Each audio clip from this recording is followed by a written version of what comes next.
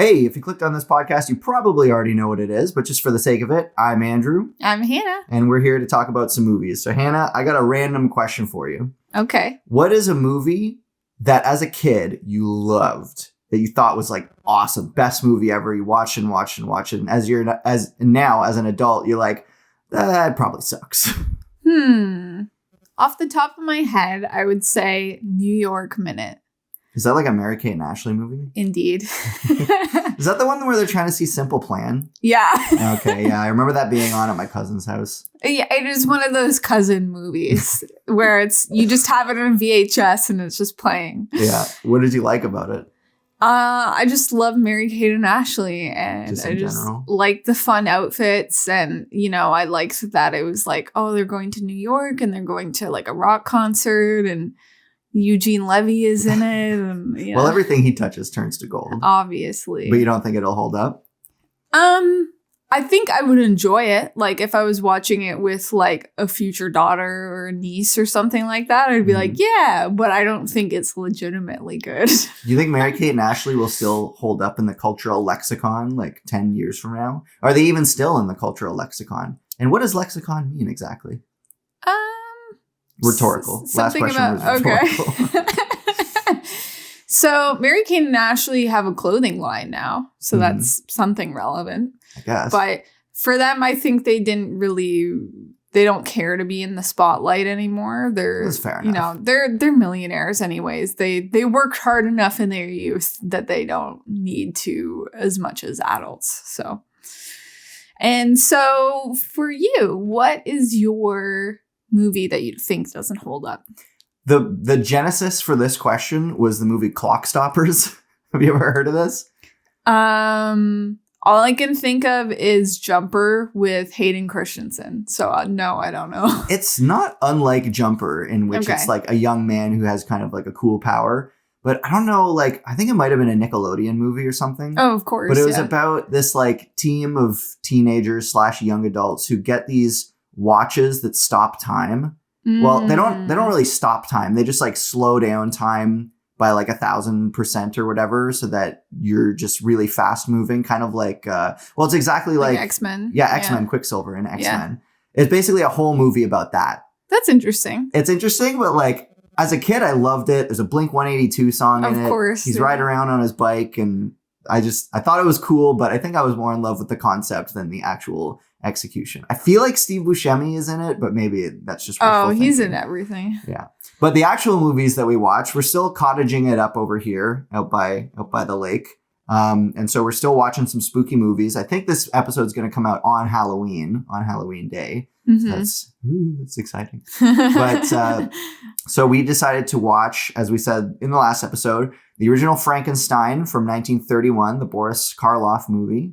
We also watched Monster Squad and Shadow of the Vampire. Mm-hmm. I'm gonna say I want to talk about Shadow of the Vampire first. Really? Because it was the last one we watched. We watched it in that order: Frankenstein, Monster Squad, Shadow of the Vampire. But Shadow of the Vampire is freshest, and I kind of just want to get it out of the way. Okay. And based on my wording, you might be able to tell I didn't love it. I thought it was okay. It was a really weird movie. It was like, it wasn't great. The problem is they tried to keep it somewhat like quote unquote realistic and dramatic, but it also like, because Willem Dafoe is playing a vampire, it's pretty comedic in some regards. Well, speaking of which, for the audience out there, this is what the film's about. The filming of Nosferatu, the 1922 film, one of the original vampire Dracula films, if not the first, is hampered by the fact that its star, Max Schreck, is taking the role of a vampire far more seriously than seems humanly possible. And this movie came out in the year 2000. Mm-hmm. And coincidentally enough, this year is the 100th anniversary of Nosferatu. Yeah. A couple of years ago, we saw Nosferatu at the Mayfair Theater with a live prog rock band doing the music for it, because it's a silent film, so all you really have is the music. And it was a visceral and amazing experience, to say the least. It was so cool. And they're gearing up to do that again this week. I don't know if we'll end up going to see it, but I would love to. Love to maybe bring a couple friends along. Yeah, that'd be fun, especially since it's like the centennial screening. Exactly, yeah. So we liked Nosferatu. Oh, yeah. And we love Willem Dafoe, which is why we were interested in this movie. And I think the performances by Willem Dafoe and John Malkovich were great. Oh, yeah, yeah. But from a filmmaking standpoint, like, it was a little boring. Several of the shots actually were out of focus. The editing was a bit weird. That's true, yeah. Pacing was pretty bad. What was your take? I really like the comedic moments, Sure. which I think were maybe better executed in What We Do in the Shadows. Like, Right. really expanding upon about how vampires are kind of creepy, but they bring a lot of charm and humor. Mm-hmm. And they have a It's an lot of lore experience. to them, and Yeah. there's sort of like differing opinions on what lore is quote unquote fact. Yeah, true. So I thought Willem was really funny in this role. Yeah. He brought a lot to it. And I thought that their recreations of scenes were quite good. Yeah, I liked that. I'm always down for a good recreation, which is what I felt was Absolutely. missing from Hitchcock. But That's true, yeah. carry on. So all that stuff was good. It was just weird. It wasn't that well written. No, I think that's the main problem with it, because I could disregard some out of focus shots if like the writing was up to snuff, I would say. Yeah. Well, so I'll hit you with a bit of trivia. Andy's Trivia Corner. So it's based in part upon a legend that Max Schreck was in reality a vampire, which is why he played the role of Count Orlok so well. Some variations of the legend suggest that Nosferatu was the only film that Schreck made, although in reality he was already a stage and screen veteran by the time Nosferatu was shot, and would appear in many non-vampiric roles before his death in 1936. So I feel like they got really excited and gung-ho about this urban legend. They were like, let's make a movie about it. But they Sure. maybe didn't give the script to the right person. Because something like this, like, you either need to go, like, really serious about it or really, like, comedic. Like, almost like Ed Wood, Yeah. you know? Where it's just, like, you're playing up the comedic effects of, like, having a film production that's going wrong. But it was, like, maybe a little bit in the middle. Like, I couldn't take Willem Dafoe seriously as a real vampire. He was like a funny What We Do in the Shadows kind of vampire, you know? He was entertaining. Yeah. But the rest of the movie around him was like trying to take it seriously. And I just didn't find it that interesting. I think that's a problem because it felt like he was being funny by accident. Like, we weren't supposed to laugh at what he was doing, but it was very funny, like him with his actions. And like, there's like a scene of him like reading over the real estate script, and he's like getting it all wrong and like saying like the wrong things and stuff that I thought was really funny. Yeah. I actually thought it was kind of similar to his role of the Green Goblin in that, like, he's supposed to be like a villain saying villainous things, but it's like he's actually pretty funny and I can't really take him seriously. Yeah. And in that same vein, trivia number 2, Willem Dafoe was hired as the Green Goblin after the producers watched his performance in this. That makes sense. Well, Makes total sense. I turned to you in like one of his like creepy close-ups, and I was like, I'm something of a vampire myself.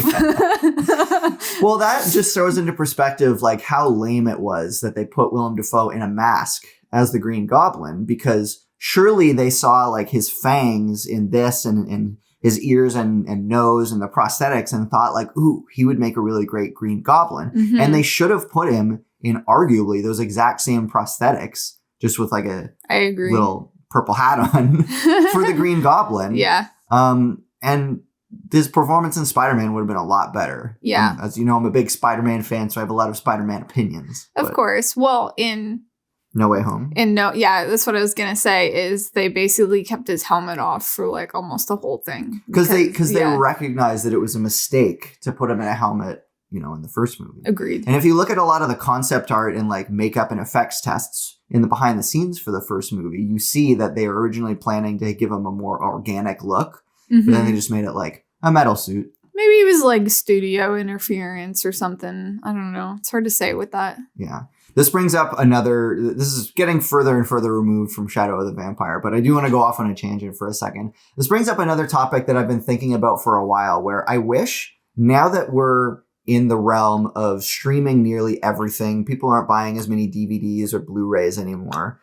I wish that I both wish that and think that it would be a good idea. I've talked to you about this before. For filmmakers and the companies who own these movies to take these movies being like Disney, Marvel movies, whatever, take all the behind the scenes footage that was shot for the behind the scenes, like little mini documentaries that used to populate DVDs back in the day. Yeah. Because, if you used to watch a lot of special features on DVDs, you know that it was like really broken up. Yeah. There would be like a 5-minute little featurette on the Batsuit and Batman, and then like a 5-minute featurette on the Batmobile, right? Mm-hmm. And same with Iron Man, there'd be like these little snippets and Spider-Man.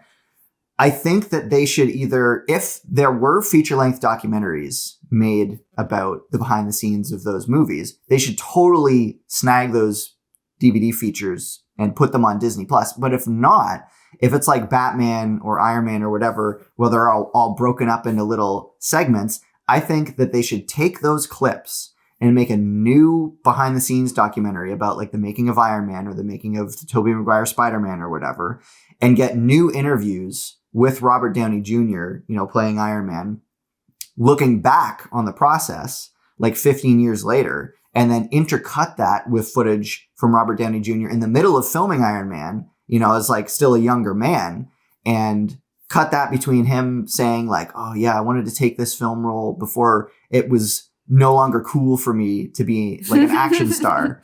Because he said that in those behind the scenes. And then smash cut to him after the whole, his role in the Marvel Cinematic Universe is over and being like, man, what a wild ride it was. Like, I think that would be a really good idea. I think so too. It would be cool if they did that. And they would get good press for it. Like, hey, everybody, Marvel announcement, the definitive behind the scenes feature of the first Iron Man coming out on Disney Plus. I think that would get a lot of good attention.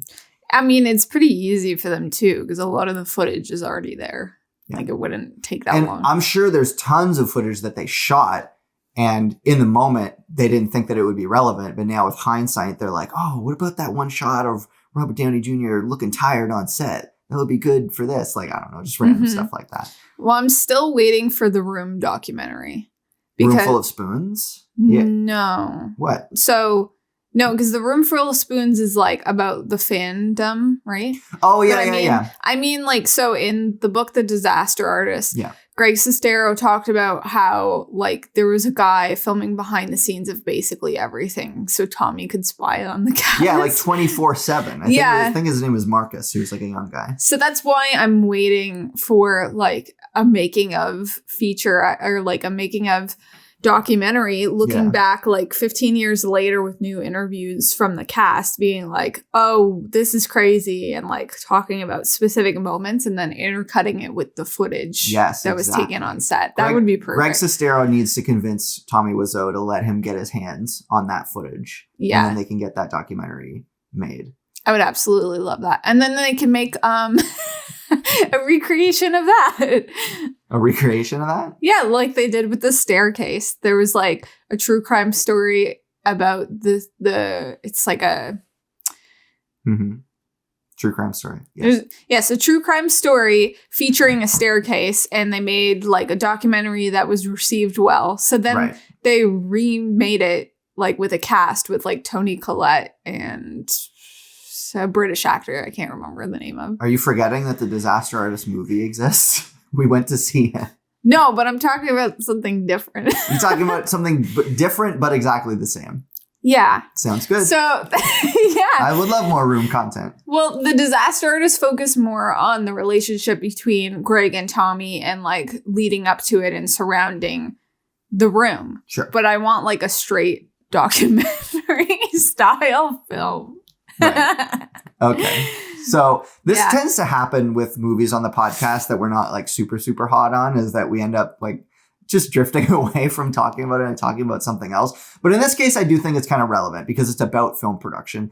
And that aspect, I did think they did a good job on, the way that they sort of darkened and made look crappier the film when it was representing the film in the camera, they darkened the edges to make it 4:3 and just made like the exposure really bad to make it look like it was film from the 1920s, which I really love because in other movies that do that kind of thing, they'll use like, whatever modern day camera as what is supposed to be the camera filming the action in whatever past decade, and it looks too good. Yeah. You know what I mean? They just put like a little filter on it and they're like, oh yeah. It's sepia tone. It's whatever. old. Yeah. Yeah. But they actually went to great lengths to make it look very similar to the original. Yeah, to the point where like when that footage was playing on screen, I was like, is that original footage from Nosferatu? I felt the same way. The actor looks too similar. No, Yeah. it can't be. Yeah. Agreed.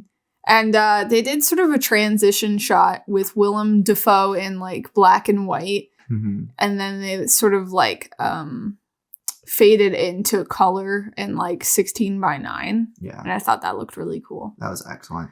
I did think there were a lot of questions that I had that I was left unanswered at the end of the movie. Like, why were they all wearing lab coats? Why were they all wearing like goggles? Why do they call each other doctor? Like, maybe they were like film lab scientists or something, and that's what got them into filmmaking, but like they didn't explain that very well. Well, John Malkovich had like a speech at the beginning when they got to like their on location shoot. There he was like, we are scientists and we are preserving this moment in film forever, and like trying to make it like a grandiose experience. So maybe it was just kind of like part of the process where they're like, we are capturing this moment in life. Do you think they just considered themselves scientists, or do you think they were actually scientists? I don't know. I think there was one point at the end where the actress tried to call the director by his last name, and he's like, no. And she like had to call him doctor instead. So maybe it was just like he preferred to be referred to as doctor. I don't know. I suppose. Overall, it was just a weird movie. I had pretty high expectations for it because I was like, behind the scenes look at a movie from the 20s starring Willem Dafoe and John Malkovich. This is going to be fun on a bun. But I wanted it to be more like What We Do in the Shadows. But it wasn't enough like that, I don't think. I mean, I make this joke a lot on the podcast, like maybe we'll just watch What We Do in the Shadows. But we've seen the movie What We Do in the Shadows. I think it's probably time that we watch the TV series. I was thinking the same thing about it. When we were watching this movie, I'm like, we should watch What We Do in the Shadows. Well, it seems like we've been consuming a lot of vampire content lately. Like it's just been ramping up. Vampire and zombie sort of things. I've always been into vampires. Which, ironically, we did not watch I Am Legend for the Will Smith episode. But meh. We've both seen I've heard that movie is pretty, like, not true to the book. No. Particularly the ending. Yeah, well, I think I saw, like, the true ending. Right. But they wanted to give it, like, a happy ending, which is fair. Was it a happy ending? I thought he, like, died in a fiery blaze in the ending. I haven't seen it. I'll say that much. I want to say that maybe he died, but he like sacrificed himself so they could find a cure. Right. So that zombieism would be over. Right. Or vampirism. Whichever it was. Whatever it was. Because they had fangs, I think, but they looked more like zombies. So Shadow of the Vampire, rating out of 10 out of 5. What do you want to give it? There were some funny moments. It was enjoyable. Carrie Ellis was charismatic on screen, but it didn't it didn't really I don't know what he added, really. He showed up like halfway through. But I like seeing him on screen. The end scene was super, super weird, where the director like was like filming crew members like presumably dead dying, on the floor. So that was a bit odd. I almost do want to watch, because, again, they're doing that live prog rock version of Nosferatu later this week. I kind of do want to go watch it just to refamiliarize myself, like, especially coming off the heels of this movie, you know? Where they recreated a lot of scenes. The funny thing about the Dracula story, because it is based on Dracula, they just had to change the names because they couldn't get the rights to it in the original film.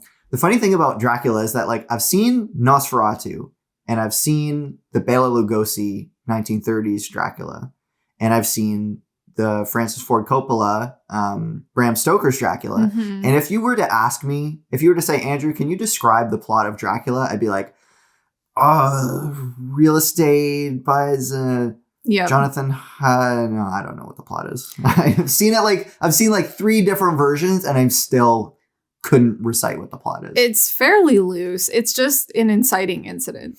Right. So Jonathan is a real estate agent. Did you read it?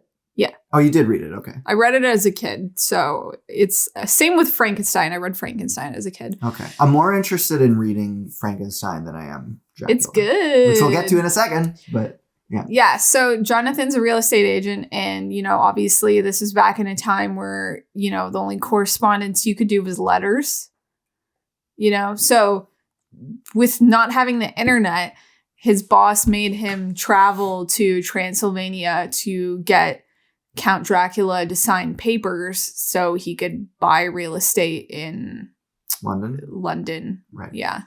So that's why Jonathan was like staying the night and was there because he had like business to do with the Count. And then he was like all freaked out and he was trapped there for a while with like the weird sisters. Right. Well, there's an allure with Dracula that like, I just got finished saying that I've seen 3 different versions and I still couldn't tell you the plot. The fact that I can't tell you the plot makes me want to rewatch it. Like I said, I want to rewatch Nosferatu and I want to rewatch the Bela Lugosi one. Mm-hmm. Just because like I feel like I really want to just seep myself into the whole Dracula mythos. Mm-hmm. Maybe I do want to read it. I don't know. Yeah, well, here's the thing is like each version takes their own creative license. So it's not always like to the T the same. So I understand why you're like kind of fuzzy on like what's going on when. Right. Well, there's a great video on YouTube by James Rolfe. We talk about James Rolfe, especially around spooky season because he's such a horror movie fan. It's a great video where James Rolfe compares like, I want to say like 30 different versions of Dracula to see which one is the most accurate to the book. And he like awards points for getting things right or getting, takes away points for getting things wrong or whatever.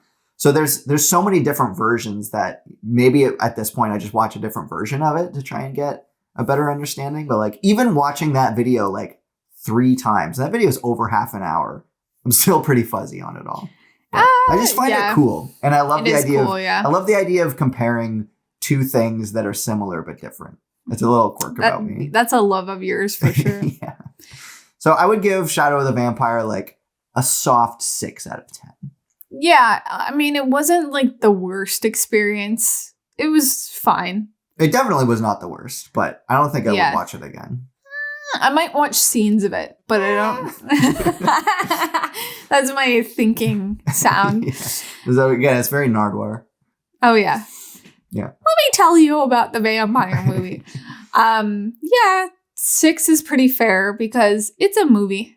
It is a movie. And, there's scenes of it I might rewatch for fun. So, 6. 6 is pretty fair, I would say. Right. We'll see if we can get a group together to maybe go see the Nosferatu with the live band. Yeah. So, coming off of the heels of that from the 1920s, we saw Frankenstein from 1931. Dr. Frankenstein dares to tamper with life and death by creating a human monster out of lifeless body parts. So, the question is, does a film from the 1930s hold up in the 2020s? And I feel like the answer is kind of. I think it does with a really, really, really big caveat. And I don't know if you picked up on what it was. Well, for me, it's like you have to take it with a grain of salt. Like, obviously, it's not going to be similar to modern movies now where we have a lot figured out. Yeah. With modern equipment where things look better. Mm-hmm. So I thought that the acting was like kind of hokey, but acting was hokier in the early days of film. That's okay. It was more like theater. Sure. Yeah. Which I like. Yeah. I thought that the script was like pretty good. Except for the end. Except for the last scene. Very, very last scene. But like, I thought they did a good job. Sometimes like older movies or even newer movies do a bad job of like, they'll deliver a crucial line of dialogue. Well, one of the characters is kind of mumbling on a medium wide shot and the blah, blah, blah, blah, blah, and you kind of miss it. Yeah. Whereas I prefer when movies do that lean forward moment, they take that beat where like the scene is playing out in like a medium wide, but then when a crucial piece of information is uttered, they snap to the close up and the character, delivers their line sort of in a more intentional way than the rest of the scene. So like it hooks you with that piece of information and makes sure that you don't miss it. Mm-hmm. I feel like this movie did a pretty good job of that, where like I felt like I pretty well followed along with what was happening. Mm-hmm. The main thing that bothered me and made me feel like this movie didn't hold up was that there was almost entirely no music. I was thinking the same thing. I'm like, this is like supposed to be a spooky movie. Like, music brings a lot to the table to create like tone and stuff like that. And it was just like a lot of like quiet moments. And I'm like, oh, this really makes it feel boring. Yeah, I am a big proponent of quiet moments when they can really impact. Like when the movie started. So there's music in like the opening credits, the ending credits, and then like one scene in the middle during like the wedding party, sort of, when they're gearing up for the wedding. So when the movie started and the first like one or two scenes had no music, I was like, ooh, you know, that kind of adds to the spookiness. It makes it feel a little bit more like a documentary or more like you're there, less like a movie and more like reality. Because if you were there, there would be no music playing. You just hear like the eerie quietness of the graveyard. You know, it sucks you in. It makes you feel more like you're there. And I felt that that was effective. But then the more that the movie went on, I was like, it feels unfinished. Yeah. It feels like your friend is showing you a cut of his movie that he hasn't added music yet. And he's like, just give me like a general idea of what you think. It's not done. It's not done. But this was done and it just had no music. And I was like, something is crucially missing here. You know, it's like when George Lucas showed his friends, like his director friends, like Steven Spielberg, one of the early cuts of Star Wars and it didn't have music. And everybody watched it and was like, there is no way that this is going to take off. Yeah. Because without John Williams' music, like it's a completely different movie. You know, I think Steven Spielberg was like the only one who believed in it and was like, I can see where this is going to go once we get music into it. Yeah, for sure. What was your take on the no music? It just felt stilted. Like, you're talking about the eeriness of being really quiet. I think having the juxtaposition of music most of the time would add to the eeriness of when it is quiet. Like, ooh, it's super silent now. Yeah. We're not used to that. This feels uncomfortable. Totally. Because I could see doing the initial reveal of the monster with or without music. If you do it with music, then you have this creepy like brr, brr, brr, build up. Yeah, and then it's like, ooh, I'm getting shivers. But if you were to have music throughout the rest of the movie, and then suddenly when the monster appears, there's no music. Yeah. And it's like so spooky you can hear a pin drop. Then I could see that as equally terrifying. Agreed. But just having no music throughout the whole movie, and then the monster appears and there's still no music, it's kind of like, well, how about that? Yeah. It's like, okay, great. I also thought it was kind of weird that when you first see the monster, he walks up to the door backwards. Yeah, and then he like turns around. It was obviously for a reveal, but that was pretty funny. If they were going to do a turnaround reveal, they should have like gone into the room and then he's in the room and then he turns around. But instead he like walks up the stairs to the door backwards and then did he open the door with his back turned? I don't know. It makes no sense. I'll give it a pass because like he has an abnormal brain and he's like technically a newborn that doesn't fully know what he's doing. So like, I guess whatever. Yeah. It is an odd choice, though. I wasn't sure how I felt about the whole, like, subplot of him having a criminal brain because, like, I mean, he didn't really do anything that was, like, something that a criminal would do. Like, he wasn't trying to steal anything. He murdered a girl. But that was accidental. Yeah. That was a really sad scene. Yes. By the way. And we'll touch on that when we get to Monster Squad. But yeah. I thought that the performance for Boris Karloff was, like, kind of good. It wasn't great.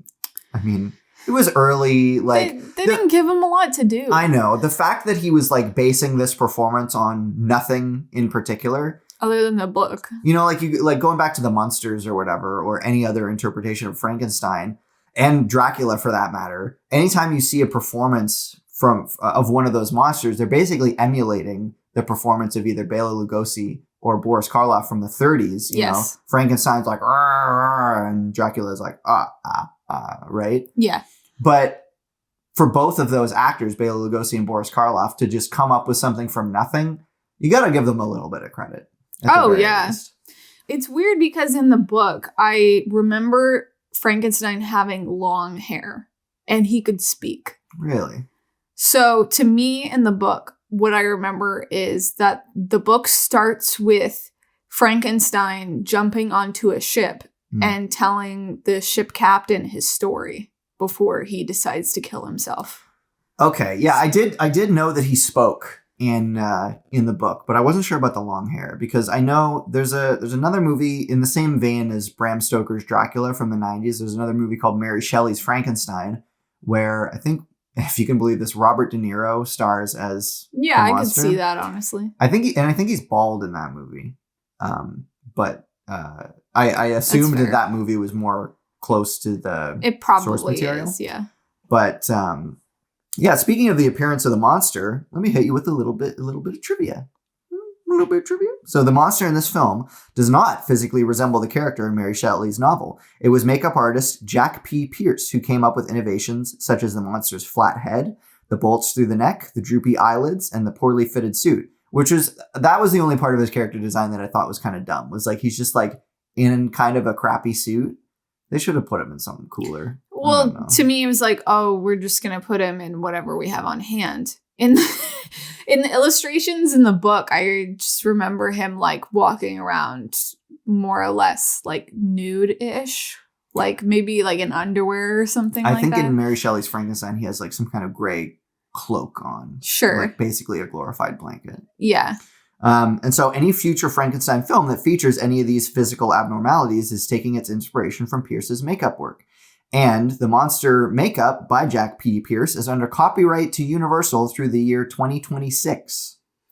That's so they're going to lose it in a few years. That's pretty fair because they basically created that design because it doesn't resemble anything in the book. It's a good design, except for the suit.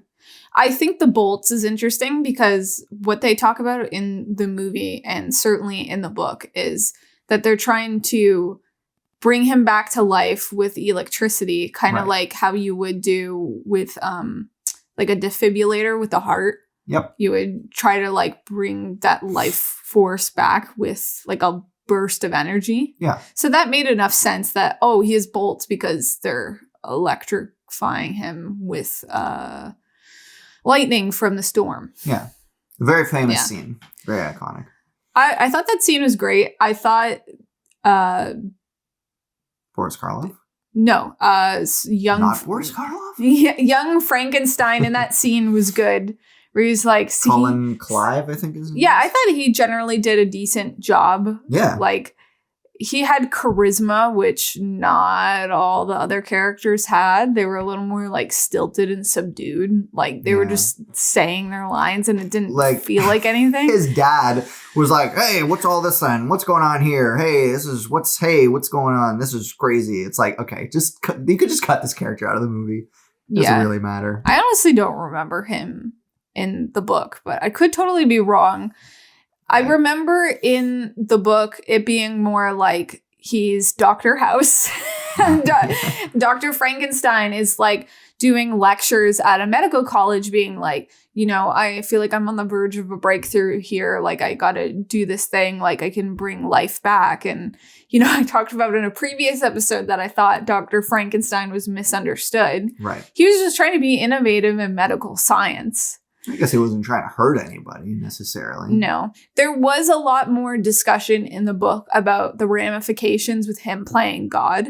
So it's supposed to play on that, like, you know, he created this monster that's like pure evil because, you know, he was playing God.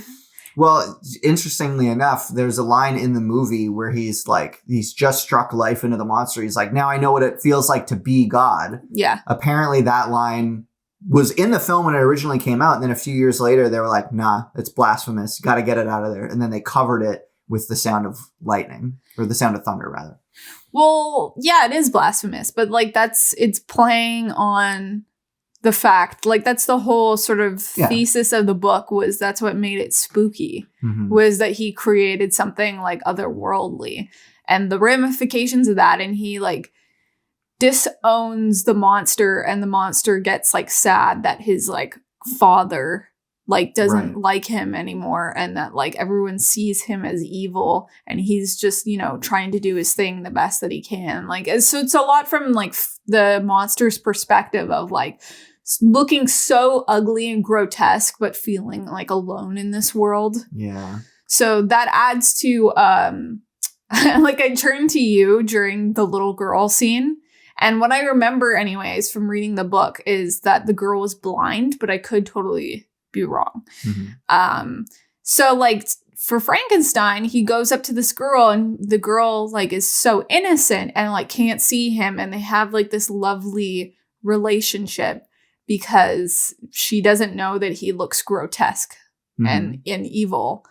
But in the movie, she's just like, oh, this freaky thing. Hello, let's play and stuff like that. So, well, I got a bit of trivia about that scene. During production, there was some concern that 7-year-old Marilyn Harris, who played Maria, the little girl thrown into the lake by the monster, would be overly frightened by the sight of Boris Karloff in costume and makeup when it came time to shoot the scene. When the cast was assembled to travel to the location, Harris ran from her car directly up to Karloff, who was in full makeup and costume, took his hand and asked, "May I drive with you?"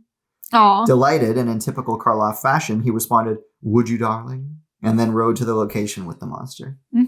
It's funny how that plays out, because that's a lot closer to how that similar scene ended up happening in Monster Squad. That's true. Because there was a direct callback to that scene by the water in Monster Squad that, like, we'll get to Monster Squad in a second, but when that scene started in Monster Squad, I was like, I had that heart drop moment. I was like, uh-oh. Is she gonna die? Yeah. Yeah. No, it was cute. It was subversive.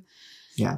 So I have like minor tidbits about Frankenstein. So I was listening to You Must Remember This. They did a series on Bela Lugosi and Boris Karloff.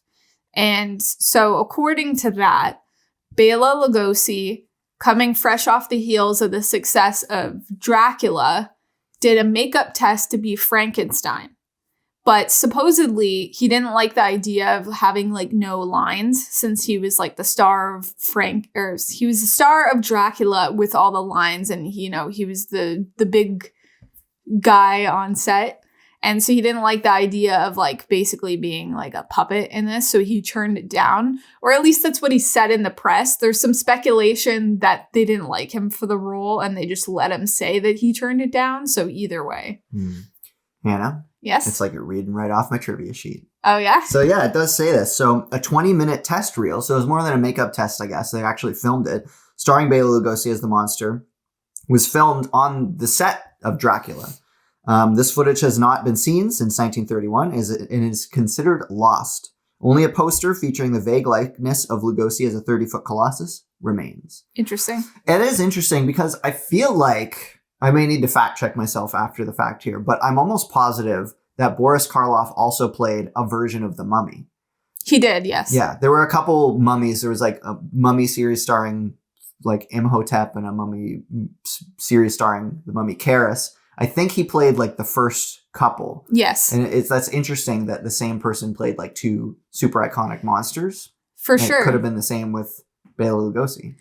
Well, Bela Lugosi, if I'm remembering correctly, plays the assistant. Yes. In additional Frankenstein releases. Because a lot of people call the assistant Igor. You actually, I think, called him Igor in this film because that's like, in cultural knowledge, Frankenstein's assistant is named Igor, but that didn't happen until later movies. In this one, he was called Fritz. But in later movies, when he is Igor, he's played by Bela Lugosi. Which is so funny. Agreed.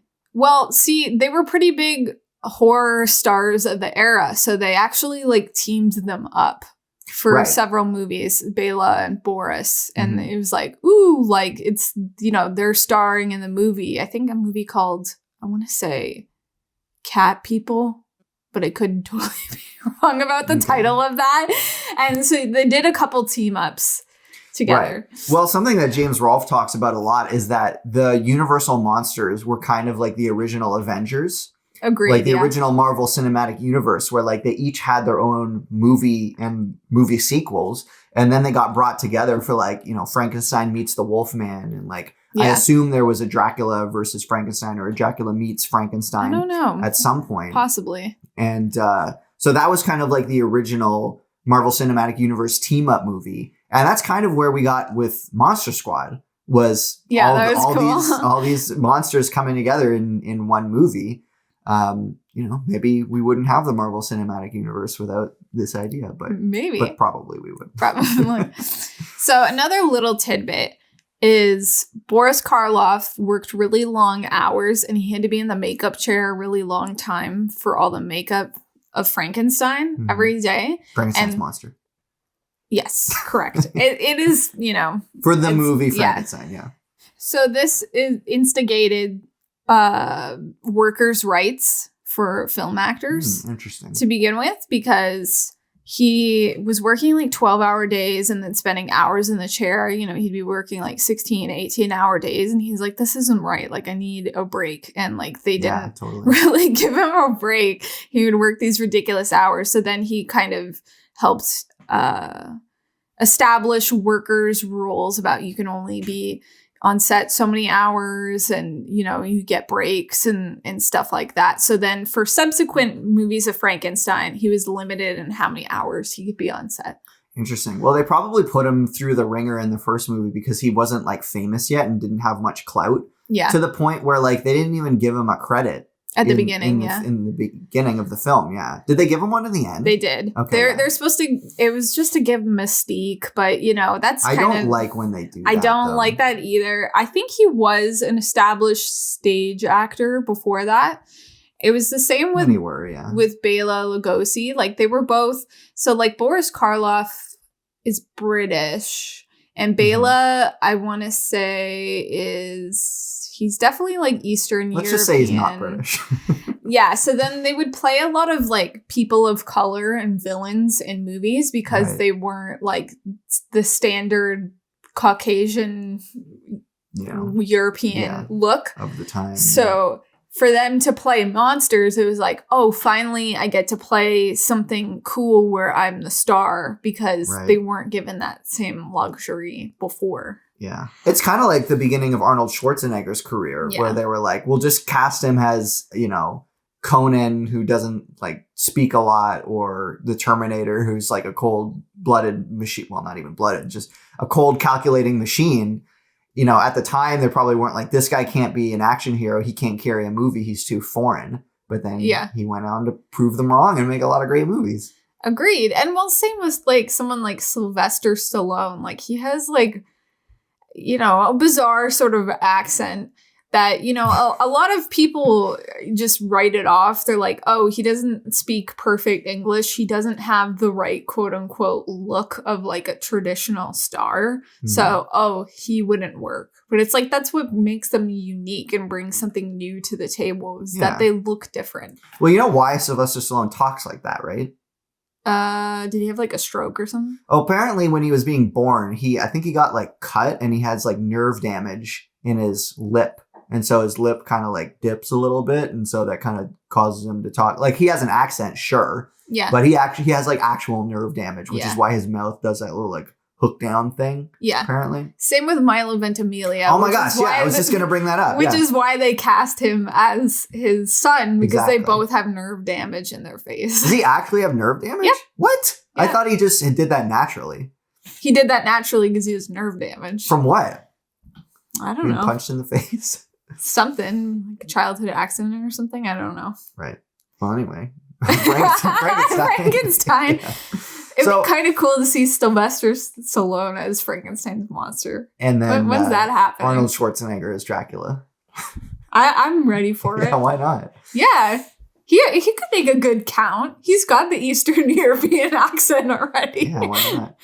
So am I correct that the novel of Frankenstein, it contains some of what ends up happening in like Bride of Frankenstein? Because you were saying before we watched the movie that like Bride of Frankenstein, one of the sequels to Frankenstein, was considered one of the better ones. Yes. Where like a mate for Frankenstein's monster is created.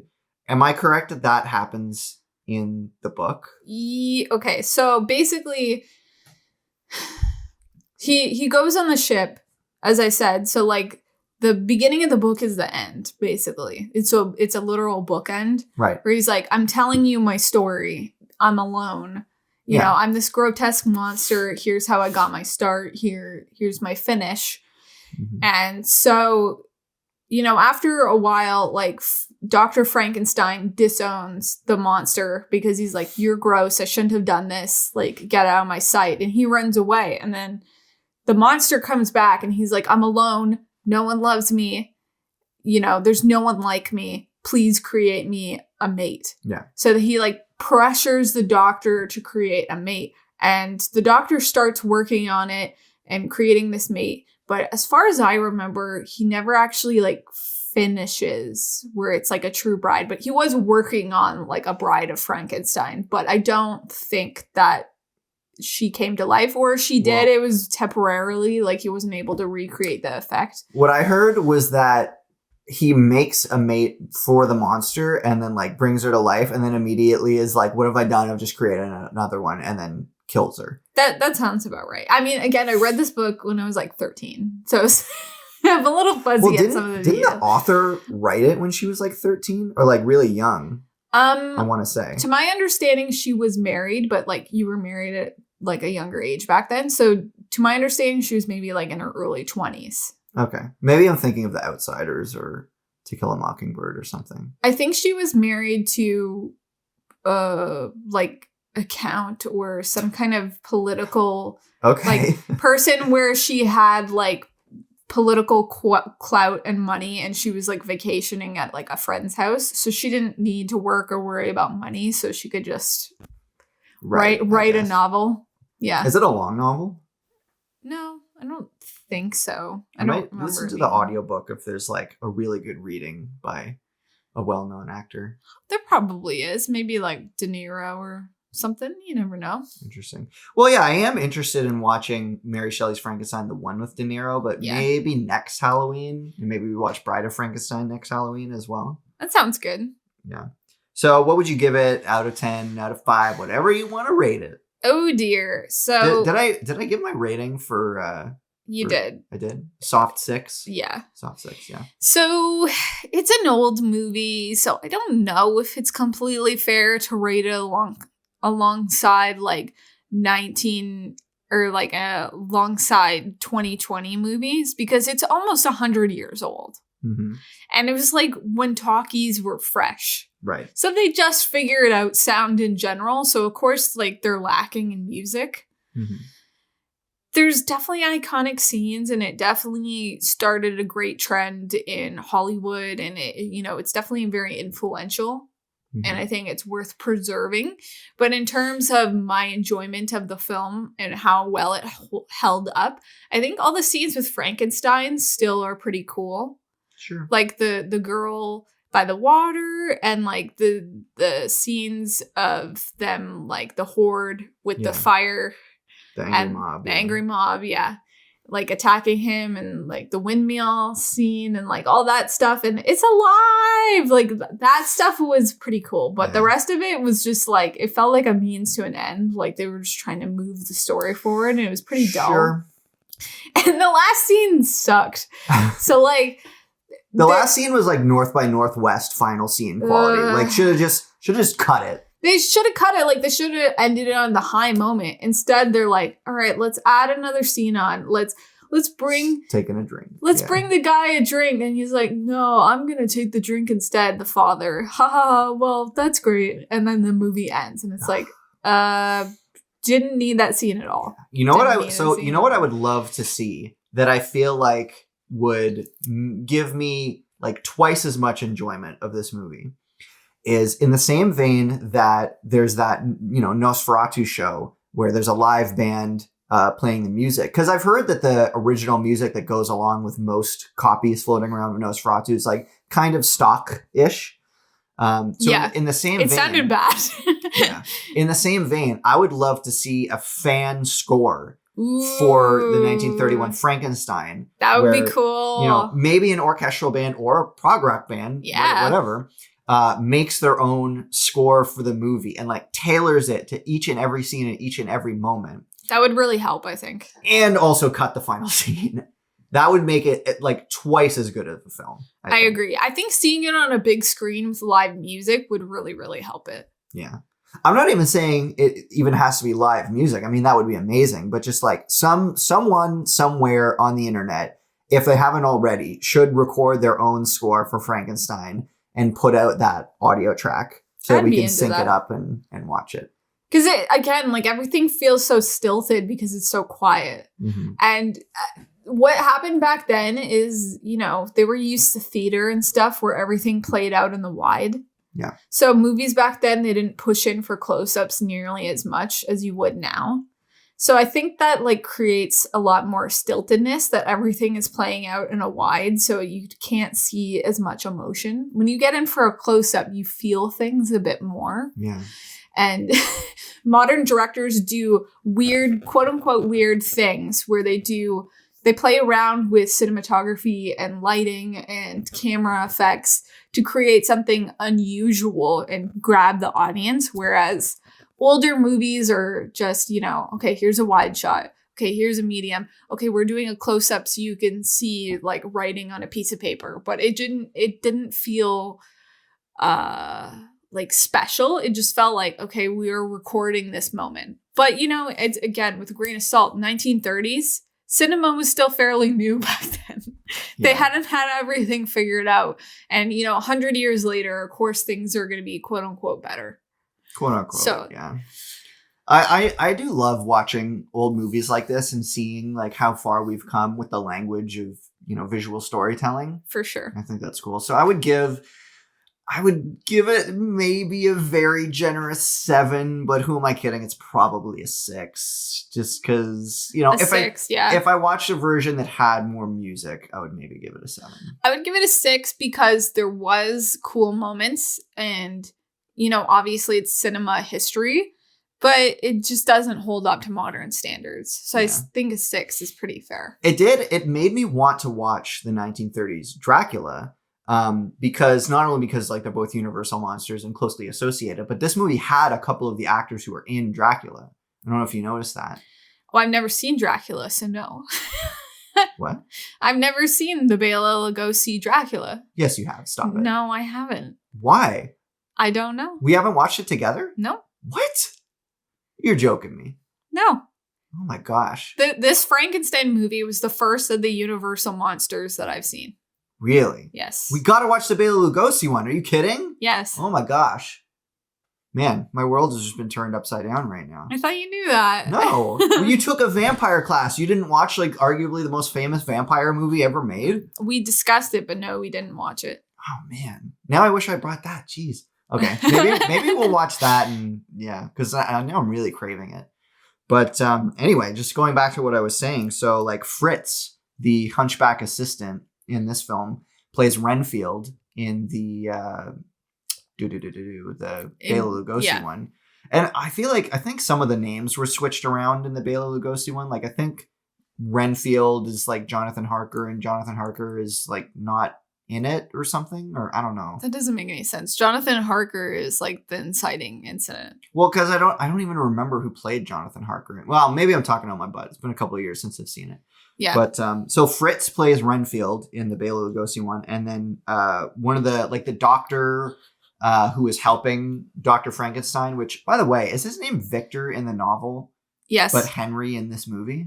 Henry Frankenstein? That didn't make any sense to me because their family friend, like Dr. Frankenstein's best man, was named Victor. I'm like, am I misunderstanding?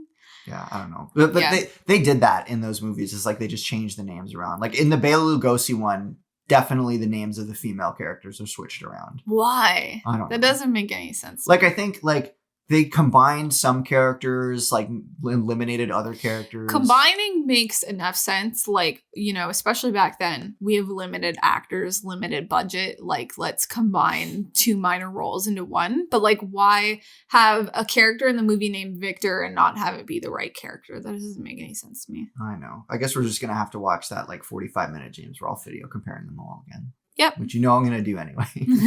And then, so the friend doctor character in this movie, in Frankenstein, who's like showing off the 2 brains, he plays Van Helsing in the Bela Lugosi Dracula. Oh, okay, yeah. So seeing those shared actors made me want to watch the Bela Lugosi one again. Mm-hmm.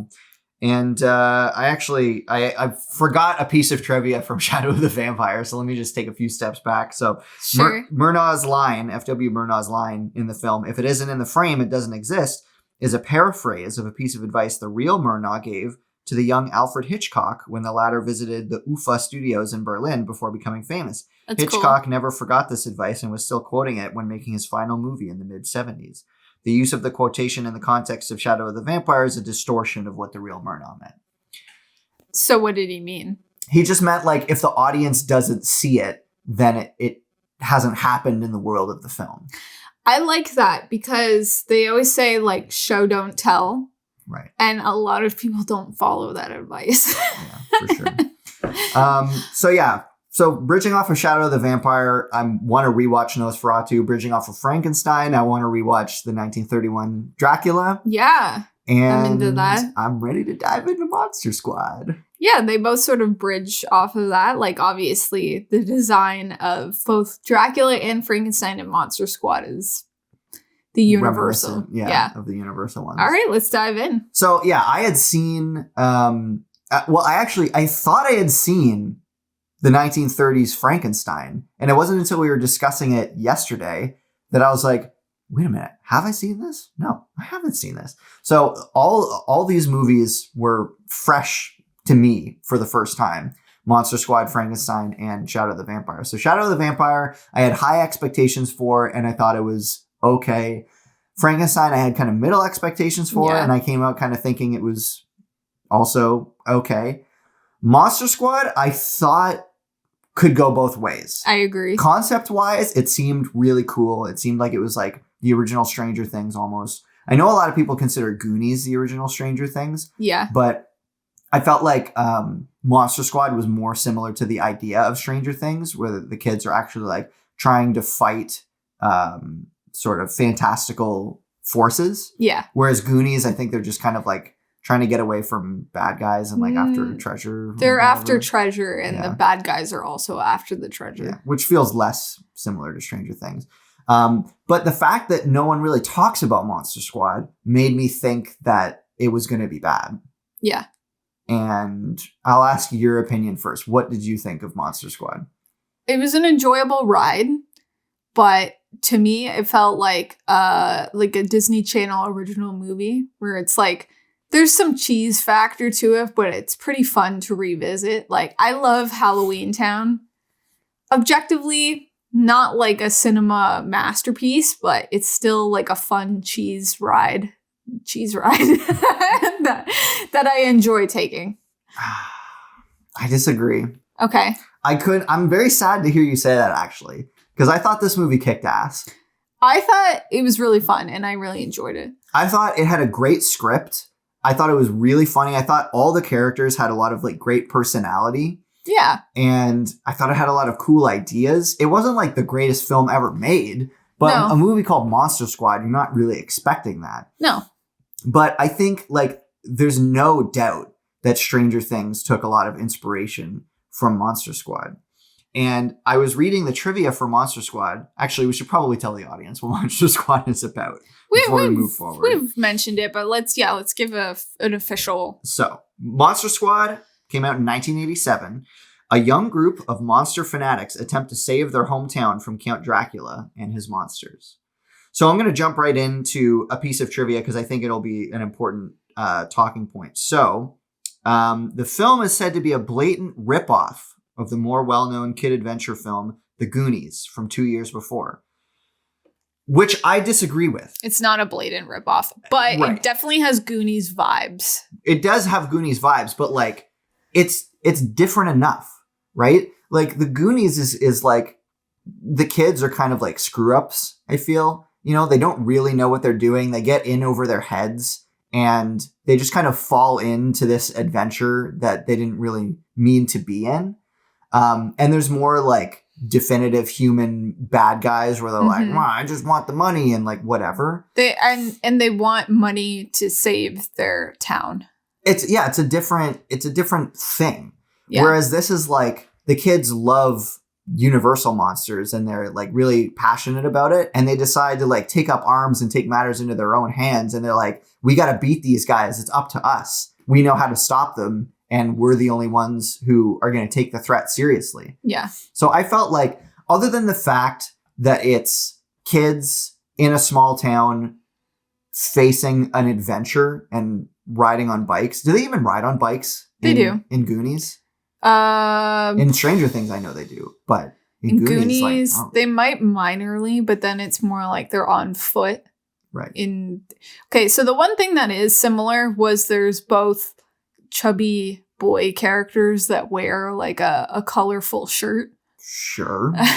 They're both sort of goofy and known for being chubby. Yeah. But that's the only thing that to me felt like fairly similar characters. Yeah. But it felt different enough. Yeah. I'm going to keep saying different enough, but I thought that the movie was a great time. You know, like I said, I thought it was funny. I thought that a lot of the jokes were like, you know, they hit. They were funny, yeah. When the principal at the beginning is like, I just think that science is cool. And like he's trying to relate, you know, and the kids aren't buying it and they walk out of his office and they're like, oh, I smell like the 1940s. I thought that was really funny. Really funny. I really like the scene. I can't remember their names, honestly, but I had to work pretty hard to remember their names throughout the movie, but there's like Sean, Patrick, Phoebe, Rudy, Horace, and Eugene. Horace. Yeah. Okay, so Horace, I thought it was really funny when the bullies were making fun of Horace and he was like, he swears, which I think is a step up from like making it just like a straight like Disney Channel movie. Yeah, exactly. That they swear it had more of an edge 80s. than a Disney Channel movie. Yeah. For sure. He's like, he basically, I'm paraphrasing, but he's like, you're a jerk under his breath and stuff. And then the cool kid comes up and he's like, don't attack my friend, Horace. And then he makes the bully eat like the smashed Snickers bar. Yeah. I really like that scene. What have I seen that bully in? The kid with the freckles? I swear. He looks so familiar. I've seen him in something. Where he also something. Played like a little bit of a snot nose. Snot nose, yeah. He looks familiar. We'll have to look that up. Yeah. I don't have I have a little bit of internet right now, but not the most reliable internet, so I'll have to look it up after. But I did, like, I liked all the characters. I mean, so I had to work hard to remember all the characters' names, and you said you had trouble remembering the characters' names, but I mean, how many names of the characters from the Goonies can you remember?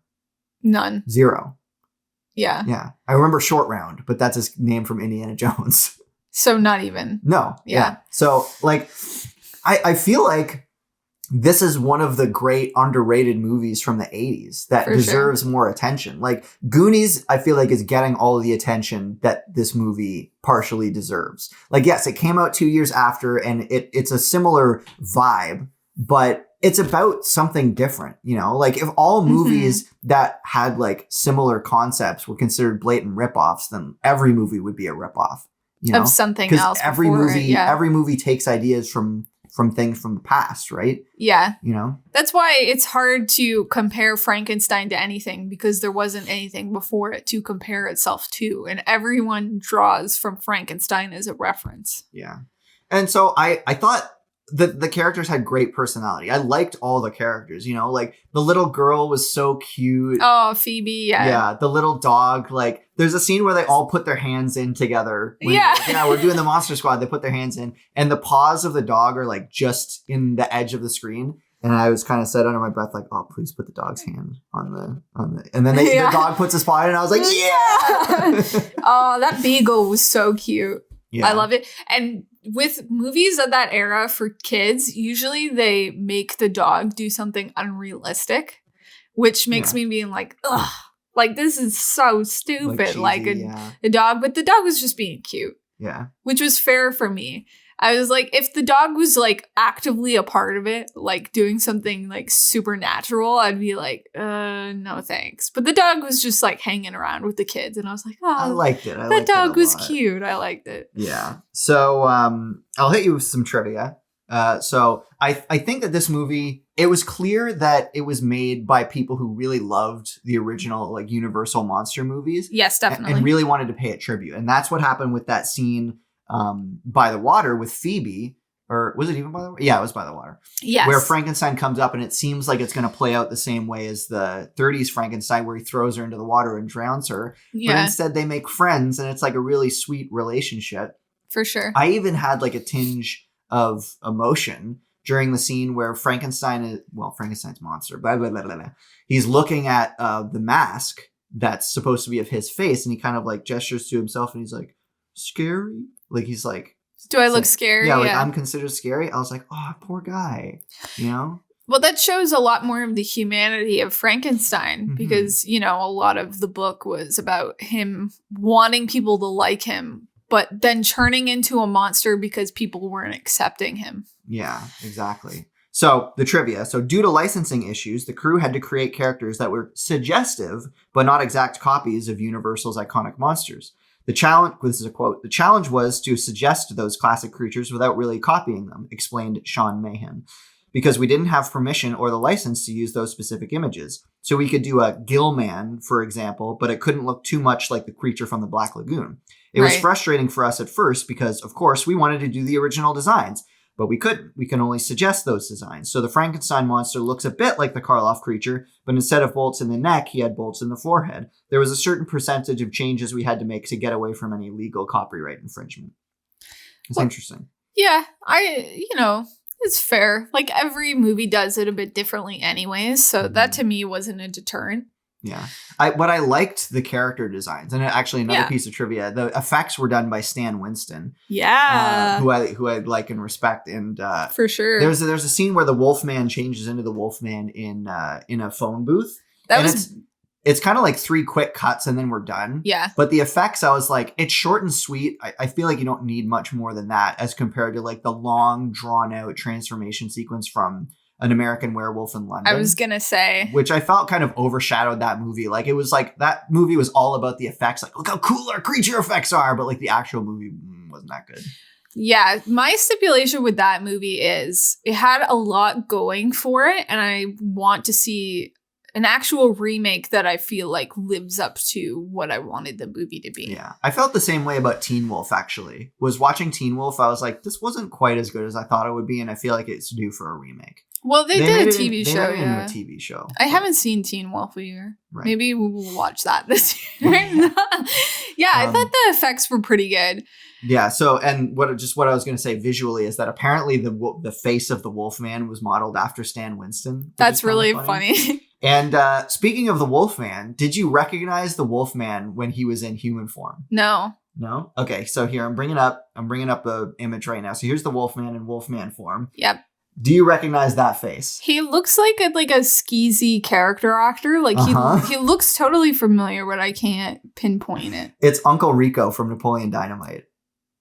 Whoa.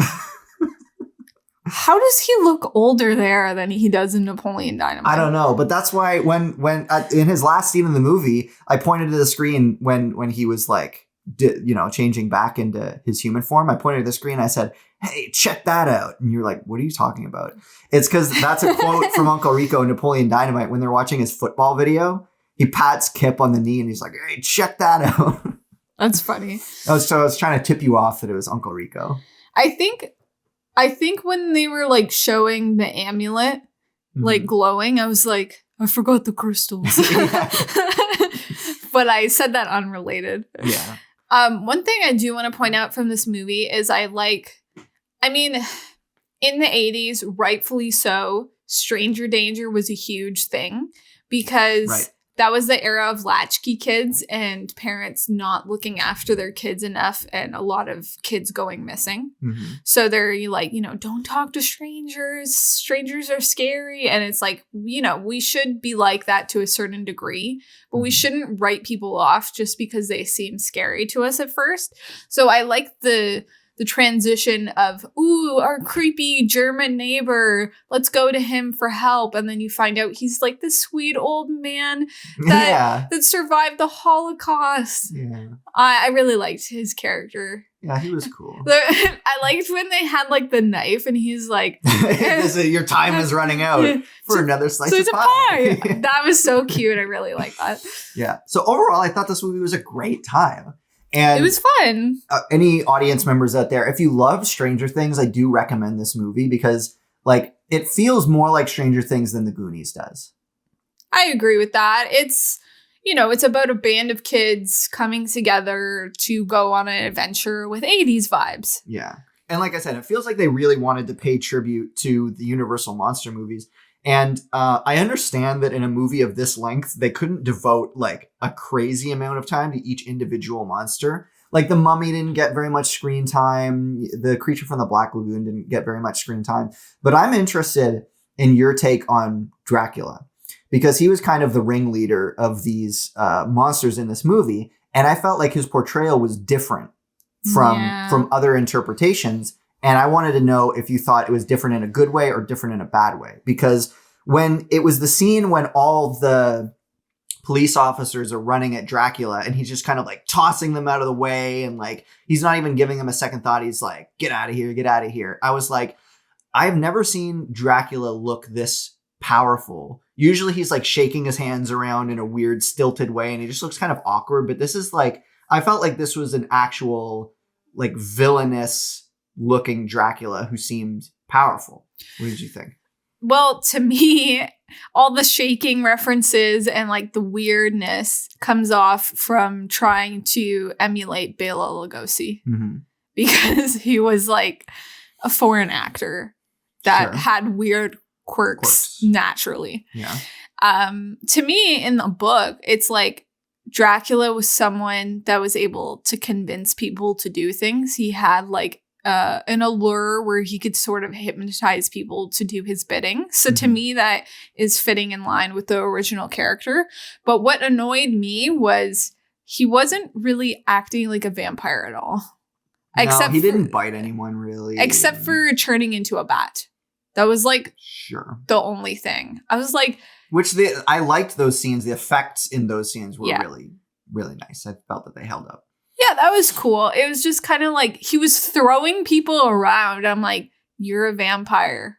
Why aren't you sucking anyone's blood? Yeah. That is a trope that I can't stand. And I expressed this to you like a week or two ago when we were watching an episode of Buffy. I can't stand the trope when a villain has the hero at their mercy. They've grabbed them by their neck or the scruff of their shirt or whatever, and they're holding them up and they raise their hand and the hero's totally at their mercy and the villain's got them and now is the time to strike and just kill the hero. And then instead they just throw them across the room. That happens all the time. Once you start looking out for this trope, you will see it everywhere. In superhero movies, in monster movies. It is ridiculous how often that happens, that, you know, the villain's got the hero totally at their mercy and could easily just like slit their throat or break their neck or whatever. But they're like, no, I'm just going to throw you across the room and prolong the fight and just like give you a chance to escape, even though that's totally unrealistic and stupid. It's because it's, you know, they're trying to create dramatic tension and, you know, give the hero reason to escape, but they could have choreographed it differently. Well, they always box themselves into a corner. It's like, if you don't want that to happen, then just don't write the scene ending up in the villain grabbing the hero by the neck. Because once they have them by the neck, you either need to make the hero like stab them to let them go or something, or they get killed. Like they struggle free instead of throwing them away. Yeah. It was like, it was kind of like the ending of New Nightmare where, you know, Dylan, that was a kid's name, right? Dylan. Weird name for a little kid. I don't know. Dylan? It was of the era. I guess, everyone was Dylan in the 90s. I'm not saying Dylan is a weird name. I'm saying it was just an odd name to pick for like a little kid character. I feel like you more so hear that as like a teenager's name or something. But I don't know. I was just speaking from personal experience. But the ending of New Nightmare, Freddy totally has Dylan at his mercy and could probably just like stab him once he extended his arms. But instead he strikes his claws through his shirt and pulls Dylan closer and decides to open up his mouth really slowly to eat them all in one bite and give Heather enough time to save him. It's like, we'll give that a pass because Freddy does really kooky things and maybe you just wanted to eat him. But in most other movies, it's like that always happens. Yeah. They throw away their chance to strike and kill the villain. They're just trying to build tension. It's just like a trope. And, you know, maybe it'll go away eventually. Yeah. Hard to say. Probably not, though. Something you have to live with, I think. Yeah.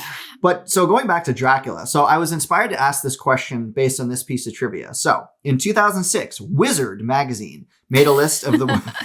Wizard magazine. Wizard magazine. What? You got a problem? Wizard magazine. So what is this magazine about? Is it about being a wizard? Well, they made a list of the 100 greatest villains of all time. And Dracula was ranked as number 30 on the list. Okay. But surprisingly... it was for Duncan Rager's performance of Dracula in this film specifically. Not Bela Lugosi, not Nosferatu. It was this. His performance was chosen over all other versions of the character. Rager's Dracula is still considered to be one of the absolute best interpretations of the character. No. Apparently.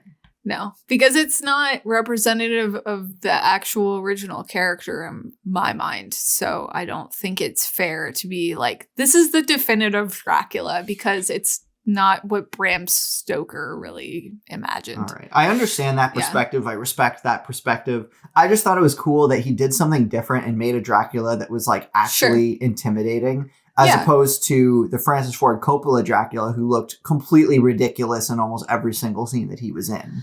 Well, I think that was part of showing that he was alluring to people. It was showing, I'm going to hypnotize people. I'm going to get people to do my bidding, but I'm going to get them to do my bidding because I look cool and attractive, quote unquote. I suppose. Yeah. Yeah. So it was a different way of doing it. They should make a mini series of Monster Squad so that they can flesh out the characters a bit more. I mean, actually, they probably shouldn't make a mini series, because if they made a mini series now, it would be written off as a direct ripoff of Stranger Things. Oddly enough, oddly enough, they probably have to wait like a good 10 or 20 years. I think this is a kind of movie that they could do something similar to this again. Mm-hmm. I think it's fun. Group of kids with monsters and stuff. I think they could do a reboot or a remake of some sort. Yeah. They should almost do like a, 20th or whatever, 25th anniversary release of Monster Squad to try and capitalize on the popularity of Stranger Things, Yeah. But that was actually something that I did really like about Monster Squad, was that Monster Squad did the same thing that Stranger Things did, was instead of casting, like characters in their early 20s, instead of casting actors in their early 20s to act as teenagers, they actually cast real kids whose voices hadn't dropped yet. They did that more back then. They felt like real kids. Yes, agreed. I feel like bringing up what's slowly becoming a catchphrase of the podcast, shared DNA. Yeah. This movie has some shared DNA with The Lost Boys, where it's about... Definitely. Yeah. It's about like young kids being like, we're going to be monster hunters. And I think Lost Boys was made in the 80s, wasn't it? It was, because it had the Corys. Yeah. And one of these kids in the movie, the leather jacket and the sunglasses, when he first appeared, I was like, and that man was Tom Cruise. And it may well have been. Because it was the 80s, so it was going for that risky business style. Mm-hmm. But it also felt like he reminded me of the Corys a lot in The Lost Boys. Yeah. So I would say, if you like Stranger Things, then I recommend Monster Squad. And if you like Monster Squad, then I recommend The Lost Boys. The Lost Boys is awesome. I almost recommend The Lost Boys even if you don't like Stranger Things or Monster Squad. I think The Lost Boys is better than Monster Squad.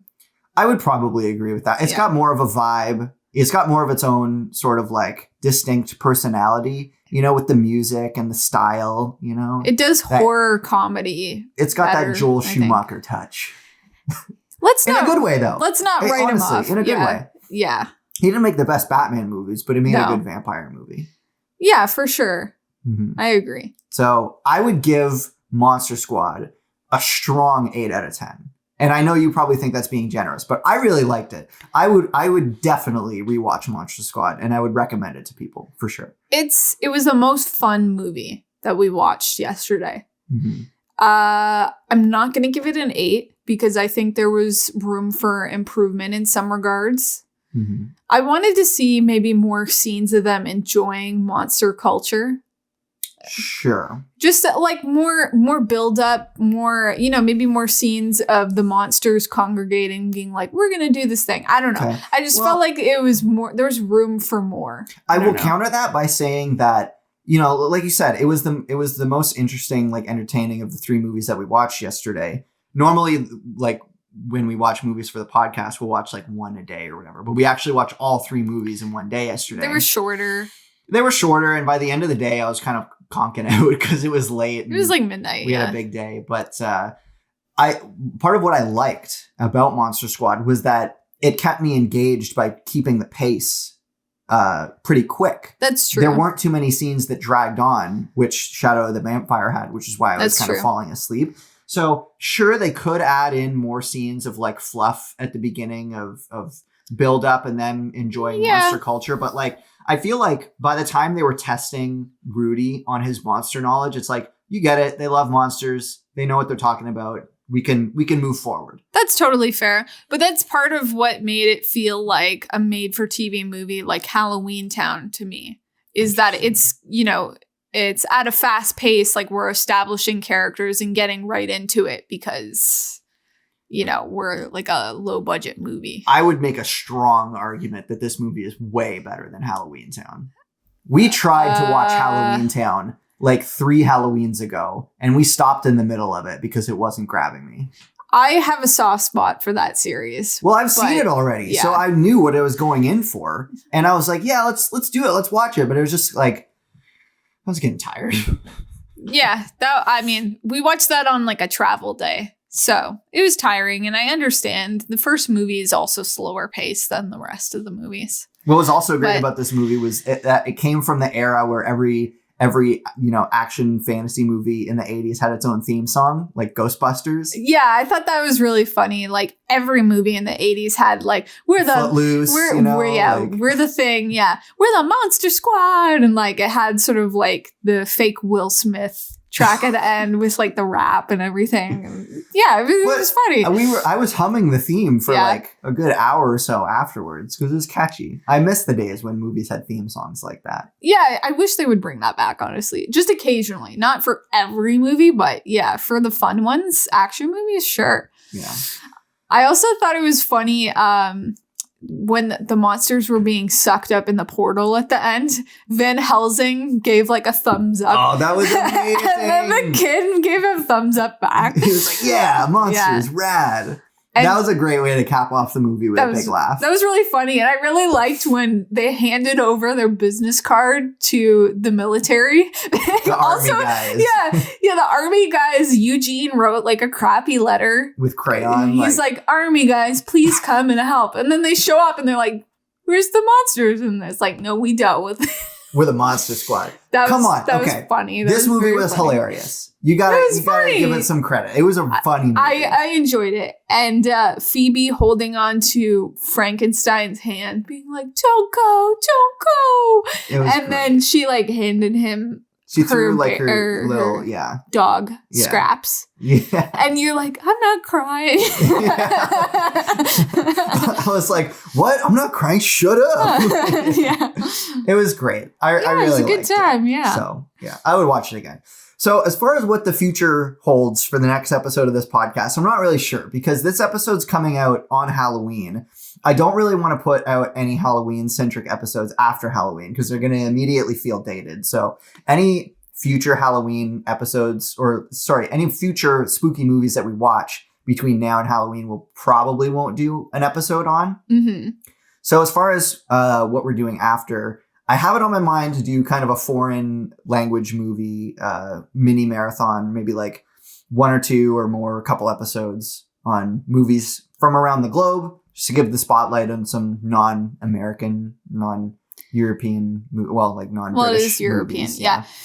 So, yeah, I discussed being very interested in looking into French New Wave more and some Italian cinema. Yeah, and I'm down for that, and I'm interested in some Korean movies. Some friends have given some Korean recommendations, as well as some more Japanese movies, which I feel like we've watched a fair amount of like anime movies, but not really on the podcast. So I'm interested to talk about those. And you mentioned you were interested in Japanese movies. And I was like, oh, there's a lot of Criterion movies that are Japanese. Akira Kurosawa. Samurai movies and stuff. So that's an interesting area that we could get into. Ang Lee with Crouching Tiger, Hidden Dragon, or whatever that movie's called. Maybe I said it wrong, but... No, that is it. That movie might be in English, though. I don't know. But it's inspired by the samurai movies. Sure, so there's a lot to go off of there. Yeah. I also talked about, this is a future thing, and it is sort of a spooky movie, but it's also just a bad movie. Okay. Troll 2 and the making of documentary, or, a looking back documentary with the director who is a child actor in the movie. Could be a fun double feature in the future. Yeah. So no promises for what we're going to do next, but whatever it is, you never know. It'll be a bit of a surprise. It'll be fun. Which will be cool. Yeah. I'll say this as an official send-off to spooky season. We're going to be leaving this cottage in probably the next hour. So we're going to be leaving the spookiness behind in the woods where it belongs. Yeah. Hopefully we can come back in the future and do other cabin movies, Cabin Fever. Yeah. I liked the ambiance of this. It was fun. Next time we need to bring better speakers so that we're not watching it on laptop speakers. That was a misstep on our part. We didn't really consider that ahead of time. Yeah. But it was fine. Oh, well. All right. Thank you so much for listening. Really appreciate it. All of you loyal listeners, however many of you there are. Those of you who listen to every episode, I really do appreciate it. And I hope you enjoy these episodes. And I hope you our opinions. Give these movies a try if you haven't already. Mm-hmm. Really hope you do give these movies a try soon. That's right. All right. Until next time, thank you so much. Farewell. See ya.